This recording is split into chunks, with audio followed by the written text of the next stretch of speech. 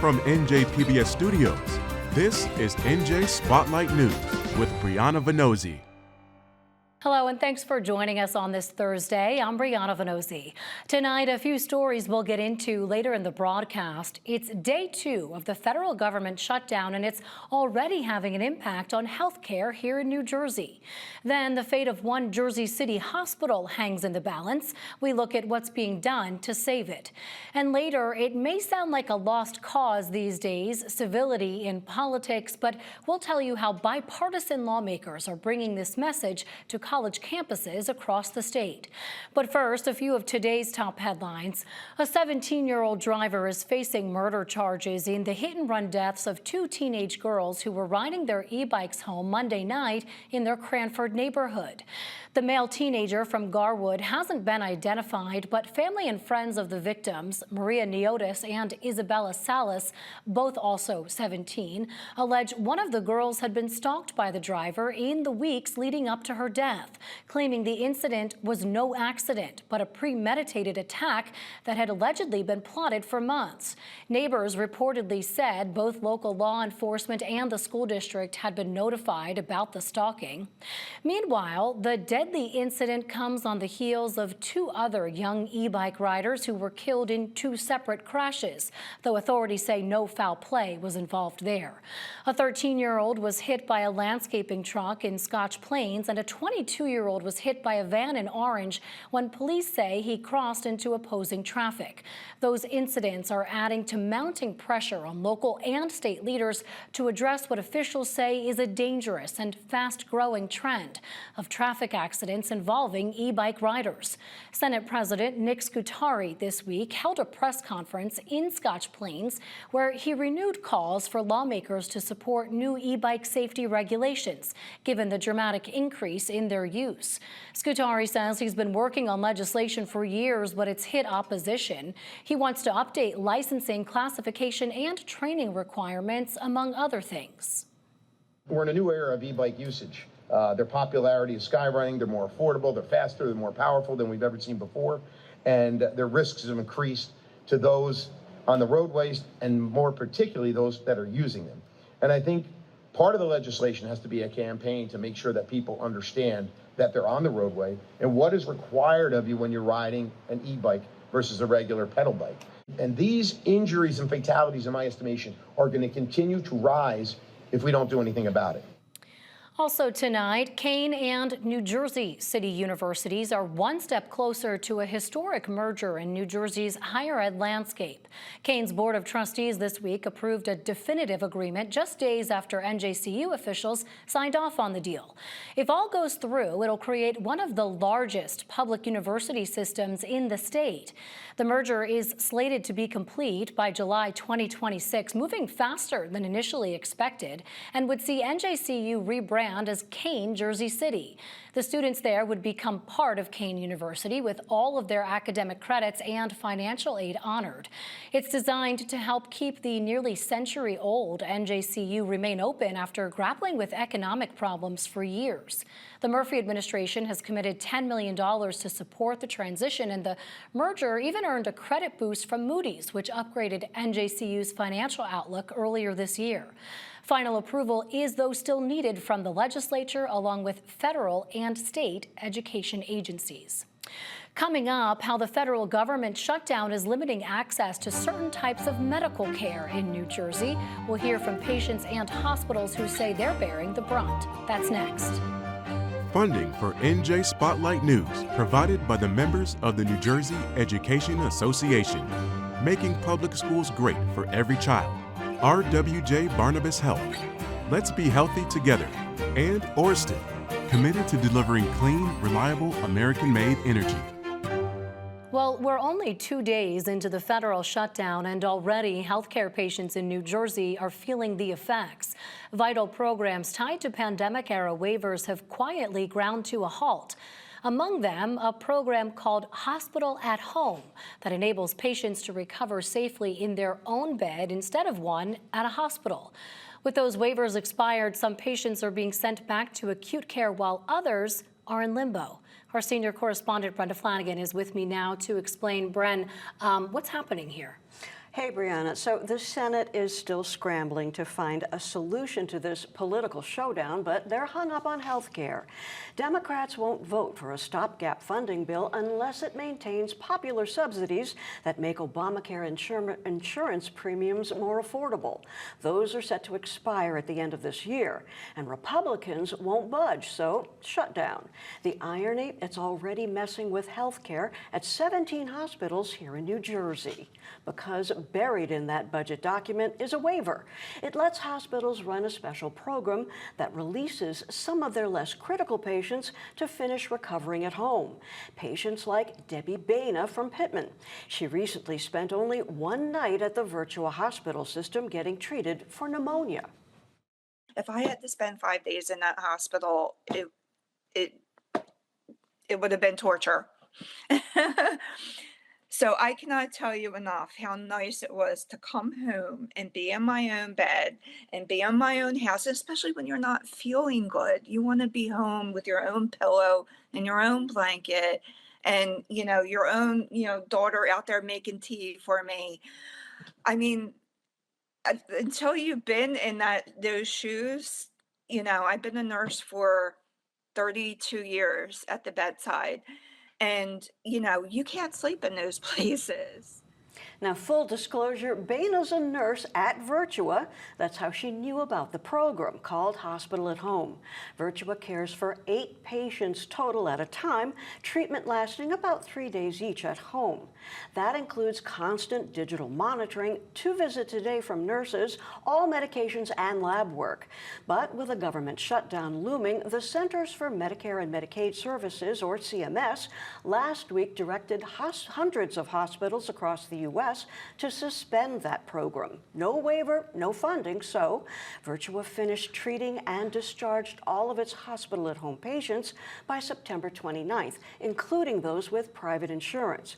But the program's medical director really hopes to restart it soon because it works.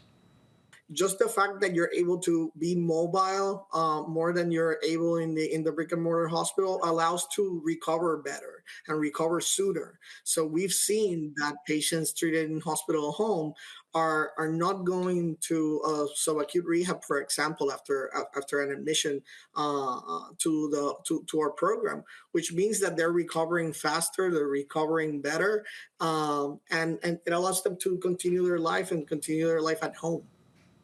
Now, all 17 acute care hospitals in New Jersey that have a hospital at home program followed those shutdown protocols, including 5 in the Hackensack Meridian Health Network, which noted all patients in the program have been safely discharged and none needed to be transferred back to our hospitals. Patients who need this level of care can and will continue to receive care in our acute hospitals. Now, the shutdown has not stopped telehealth services, at least not yet. You can still set up virtual appointments, but telemedicine also needs a waiver first put in place during the pandemic. That also expired Tuesday without congressional action. And without it, providers can't get paid. Telemedicine advocates say it raises a dollars and cents question. Do we continue to offer telehealth services in hopes that we're going to get reimbursed here in the next, few days when the shutdown's over? Or do we just say, hey, we're done for now. We want to play it safe and we don't want to take on that financial burden. Now, that's Alexis Apple with the American Telemedicine Association. She says CMS suggested a temporary workaround, asking its medical contractors to provide services but not to submit telehealth claims for payment for the next 10 days. It's a bit like rolling dice, Apple says. Basically, they're hoping in the next 10 days that the shutdown will be over. So there's still some, that still worries me because I don't know if it's going to be over in 10 days. I could see this going on for a month or longer. So I don't know at this point. A lot of people use telemedicine, and New Jersey law continues to require many other health insurance types, including Medicaid, to cover telehealth. Hospitals we contacted said their providers will continue to offer that service. One study by Brown University showed 4.5 million Medicare recipients in the U.S. had at least one telehealth visit in the first 6 months of this year alone. Speaking of Medicare and Medicaid and Social Security, none of those payments is impacted by this shutdown, Brianna. So, Bren, you listed there a number of things that are not affected, that are affected. What else could we see happen here in New Jersey from the shutdown? Several different programs. The shutdown could impact other programs in Jersey that rely on federal money. The SNAP Food Assistance Program should be able to serve its more than 800,000 clients here through October. On the national level, the WIC Supplemental Nutrition Program for moms and children is stressed, with a week's worth of funding left. However, New Jersey's WIC program says it has enough money to last into November. And I should add that the National Flood Insurance Program is not going to be issuing or renewing any policies, and we've got 2 months left to go in the Atlantic hurricane season, Brianna. Yeah, and I mean, we should note, too, the last shutdown of this type lasted 35 days. That was back in 2018. It stretched into 2019. As Alexis there indicated, she expects this could go on for a month or more. That's right. How much of a concern is that for some of these healthcare providers? I think it's deeply concerning, particularly for the telemedicine side of it. They really need this to work because there are so many patients who, for example, live in rural areas or who are homebound, and it makes it very difficult for them to get a ride, to get to a place, to see a provider face-to-face.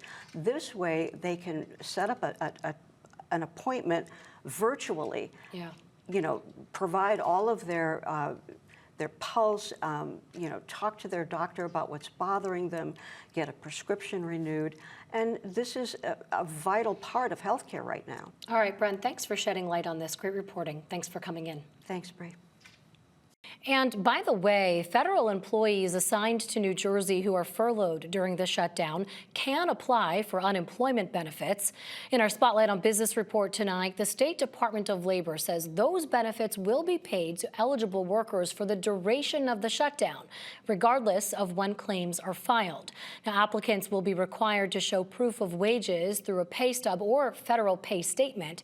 But the state notes essential workers, or those who are required to work without pay during the shutdown, are not eligible because of federal law. That includes military workers and FDA food inspectors, along with TSA at airports and air traffic controllers. They all stay on the job, but they don't get paychecks until the government reopens. The U.S. Transportation Department said this week more than 11,000 employees at the FAA, or about a quarter of its staff, would be furloughed, so there is the possibility of slowdowns at the airport. Support for the Business Report is provided by the Newark Alliance presents the 2025 Halsey Fest, featuring the vibrancy of Newark's Arts and Education District and Halsey Street. Halsey, a neighborhood built on hustle and heart. The 2025 Halsey Fest schedule is available at halseynwk.com. Well, a last-minute lifeline could save a Jersey City hospital on the brink of shutting its doors. A day after 2 state lawmakers announced a plan to push for up to $25 million in emergency funding, the operator of Heights University Hospital says he'd welcome the help, which would be tied to state monitoring and could be clawed back if the hospital doesn't meet certain conditions. Heights, which by the way was formerly known as Christ Hospital, is facing a roughly $60 million shortfall for this year alone. And its operator said last week it can't survive without immediate help from the state. That was an announcement that stunned the community since it came on the heels of a recent takeover.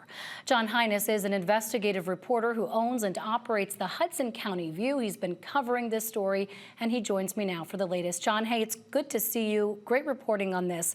I want to ask first how the hospital got here to this financial breaking point so quickly after a takeover by Hudson Regional Health. Hey, Brianna. Yeah, thank you. Thank you for giving me this opportunity. A pleasure to speak about it. So basically, as everybody knows, or at least a lot of people know, CarePoint Health owned these three hospitals. They were formerly the Bayer Medical Center, Christ Hospital in Jersey City, Hoboken University Medical Center.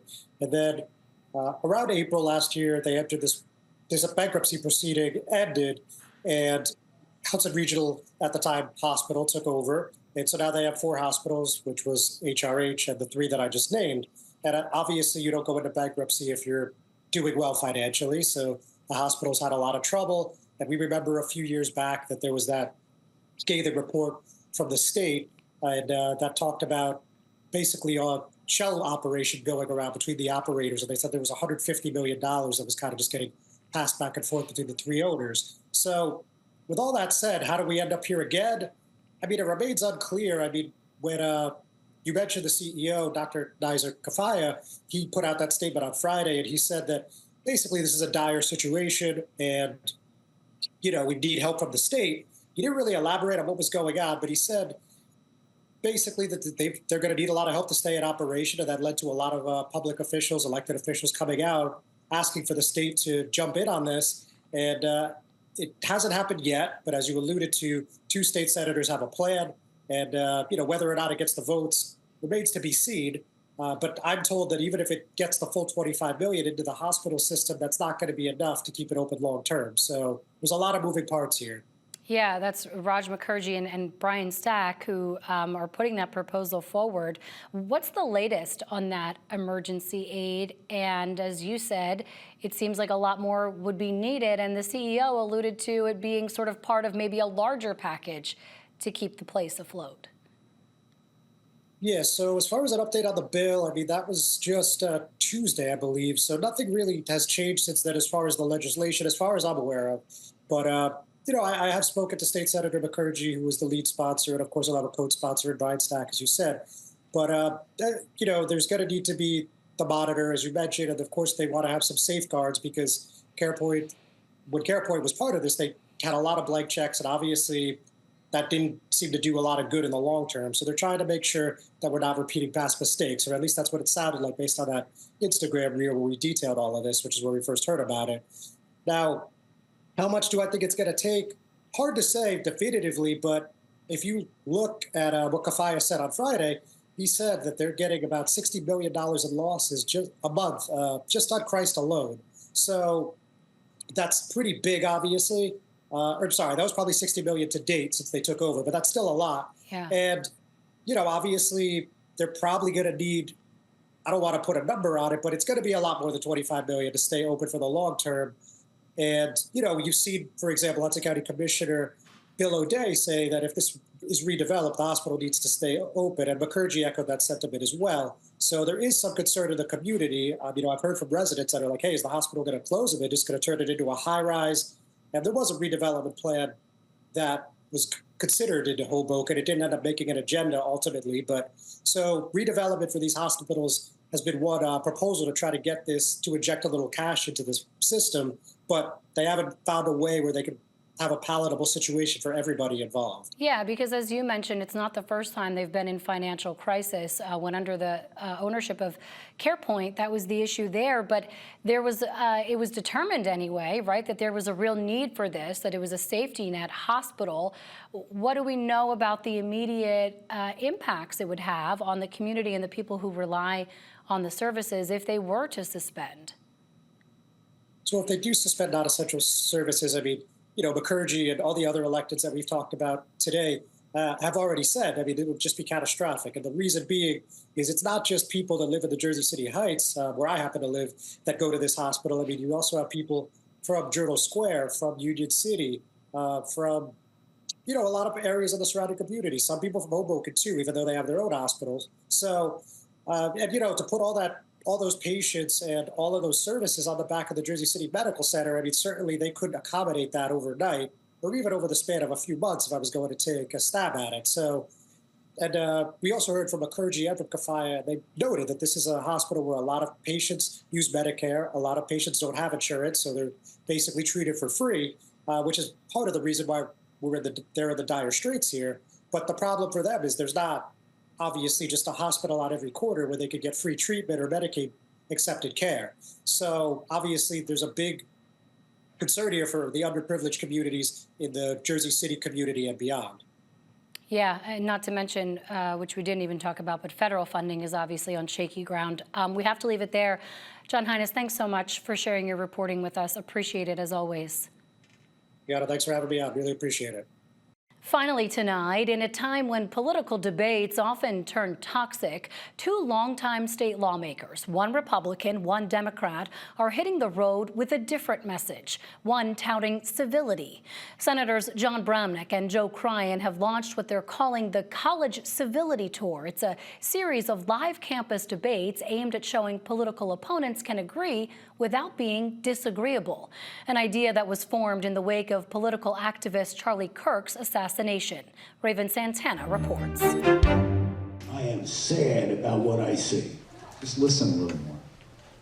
Listen to the end of the thought. Nearly 100 students got a lesson in civility from an unlikely duo, Republican Senator John Bramnick and Democratic Senator Joe Cryan. It's all part of their New Jersey College Campus Civility Tour, now in its second stop at Union County College. The idea? To show college students that politics doesn't have to be toxic and that people on opposite sides of the aisle can debate issues without the shouting match. Really need to make more of an effort on college campuses and honestly beyond college campuses to engage in dialogue in respectful ways. And respectful doesn't necessarily mean that we need to toe the line about what we believe in. The tour is being billed as a series of public debates sparked, they say, by growing concerns about political violence, including the assassination of conservative activist Charlie Kirk earlier this year. The murder of Charlie Kirk is horrific. Just a few months before that, we had attacks on state legislators in Minnesota. And if you look back at history, political violence, assassination attempts are not new. I believe that by understanding, structures of our government, by understanding how to communicate effectively between one another, we can avoid these sort of rabbit holes that radicalize people and cause them to commit such horrible political violence. Students at Rutgers, the tour's first stop, told me that the message couldn't come at a better time. And here at Union County College, the president says she hopes the event is a model for how we can move forward. We're having a Republican and a Democrat. We see so much division in our nation. The Reds on one side, the Blues on the other. We're putting them both on the stage here at UCNJ to prove, to demonstrate, and also, yes, to role model that we can disagree, but we can still get along and live peacefully together. Easier said than done, some students I spoke with admitted. I've only really met a certain number of people in certain groups, but I haven't seen them together to see how they debate. Everybody's always going to be aggressive when it comes to politics, and that's why I just choose to stay out of it for the most part. On stage, the senators didn't shy away from hot-button topics from gun laws to hate speech to the role of social media and cable TV in fueling division. Well, people today only listen to their cable channel or their app. They have become isolated. And when they get together, people on other sides of the aisle, it becomes instant conflict. When the leader of the free world and the leader of the United States of America says, "I hate my opponents," and literally falls in partisan terms with the vehement and the emotion, I think it's a scary time for all. That call for civility comes as New Jersey's governor's race turns increasingly bitter, with Mikey Sherrill and Jack Ciattarelli's attacks on each other getting more heated, especially following the controversy over the release of Congresswoman Sherrill's military records. In the governor's race, certainly in the last week, with the, I think by their own account, the archive's illegal release of things has certainly put the race into a different stratosphere in terms of level of discussion and level of where it is. I think it's a very close race, as long as they stick to the issues. I'm not too big on personal attacks. Both senators reminded students why they're on this tour, to show that politics works best when it's focused on issues, not insults, and to encourage having the courage to listen, even when you disagree. For NJ Spotlight News, I'm Raven Santana. That's going to do it for us tonight, but a reminder, you can download our podcast wherever you listen and watch us anytime by subscribing to the NJ Spotlight News YouTube channel. Plus, you can always follow us on Instagram and Blue Sky to stay up to date on all the state's big headlines. And with Election Day just around the corner, check out our voter guide to get up to speed on the candidates and races on the ballot this year. Head to the NJ Decides 2025 tab on our homepage. I'm Brianna Venozzi for the entire team at NJ Spotlight News. Thanks for being with us. We'll see you right back here tomorrow. NJM Insurance Group, serving the insurance needs of residents and businesses for more than 100 years. Horizon Blue Cross Blue Shield of New Jersey, an independent licensee of the Blue Cross and Blue Shield Association, and by the PSCG Foundation. Ørsted believes that clean energy is more than just a power source. It's an opportunity to create stronger economies and communities. Together, the South Fork Wind and Sunrise Wind projects from Ørsted will provide American wind-powered energy for New Yorkers and support jobs, education, and the local supply chain. Ørsted, committed to a clean energy future for New York. Whatever your cancer journey, there's one place in New Jersey where our discoveries become your care. You'll have access to advanced treatments, including clinical trials, thanks to our renowned scientists and multidisciplinary teams at New Jersey's only NCI-designated comprehensive cancer center, the one world-class cancer program that's close to home. RWJ Barnabas Health and Rutgers Cancer Institute. Let's beat cancer together.